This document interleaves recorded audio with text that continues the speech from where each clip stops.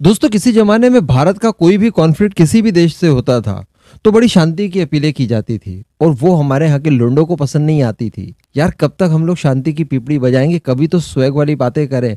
और अब एक्चुअली वही हो रहा है।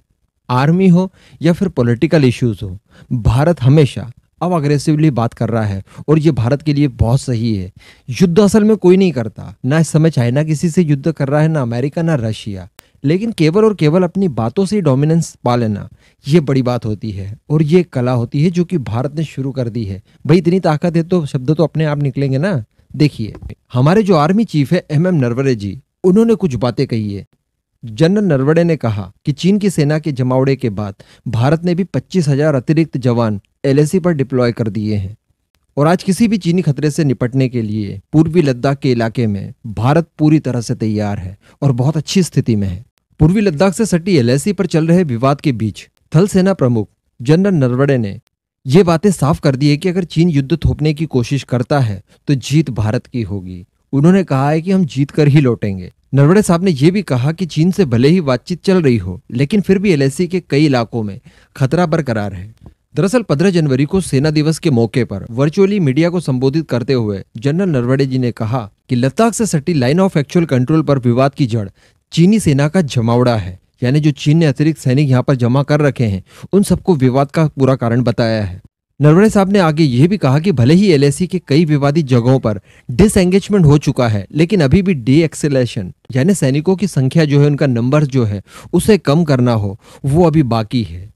उन्होंने आगे कहा कि जब तक के डी एक्सेलेशन और डी इंडक्शन नहीं हो जाता, तब तक एलएसी पर शांति की उम्मीद नहीं की जा सकती।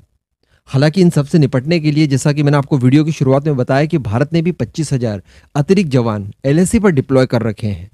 नरवणे जी ने आगे कहा कि चीनी खतरे से निपटने के लिए सेना की तैनाती में रीअलाइनमेंट भी किया गया। इसी के साथ साथ एक सवाल के जवाब में उन्होंने कहा कि एलएसी पर स्थिति अभी फिलहाल स्थिर है और भारत के नियंत्रण में है, लेकिन अगर किसी वजह से परिस्थितियां बिगड़ती है और चीन हमारे ऊपर युद्ध थोपने की कोशिश करता है तो जीत भारत की होगी। सर ने आगे कहा कि चीनी सेना से निपटने के लिए हमारी सेना पूरी तरह से मजबूत है और दृढ़ संकल्पित है।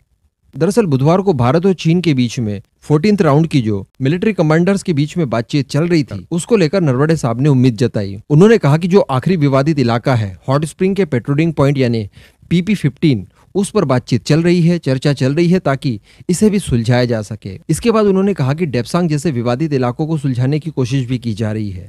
इसी के साथ साथ नरवणे साहब ने यह भी कहा कि जब तक के चाइना और भारत के बीच में ये सारे सीमा के विवाद नहीं निपट जाते, तब तक इस तरह के गतिरोध होते रहेंगे और ये जो गलवान जैसी घटनाएं हुई है या बीच में जो झड़पें हुई थी, इस तरह की चीजें लगातार होती रहेंगी। इनका पूर्णतः समाधान यही है, डिसएंगेजमेंट, डी एस्केलेशन और साथ ही साथ डी इंडक्शन।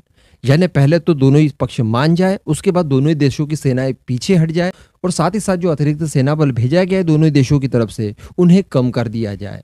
ये तीन चीजें जब तक पूरी तरह से संभव नहीं हो पाती, तब तक शांति की उम्मीद आप इस इलाके में नहीं कर सकते। तो यहाँ पर आपने देखा कि उन्होंने जो प्रॉब्लम की एक्चुअल जड़ है उसको उन्होंने एड्रेस करते हुए पूरी दुनिया को बताया कि प्रॉब्लम एक्चुअली क्या है। और सबसे बड़ी बात यहाँ पर जो उन्होंने कही और जो मुझे भी अच्छी लगी, और वो ये थी कि उन्होंने स्पष्ट शब्दों में कहा कि किसी भी तरह के युद्ध से हम डरते नहीं हैं और अगर युद्ध थोपने की कोशिश की जाती है चाइना की तरफ से तो यकीनन भारत की उसमें जीत होगी।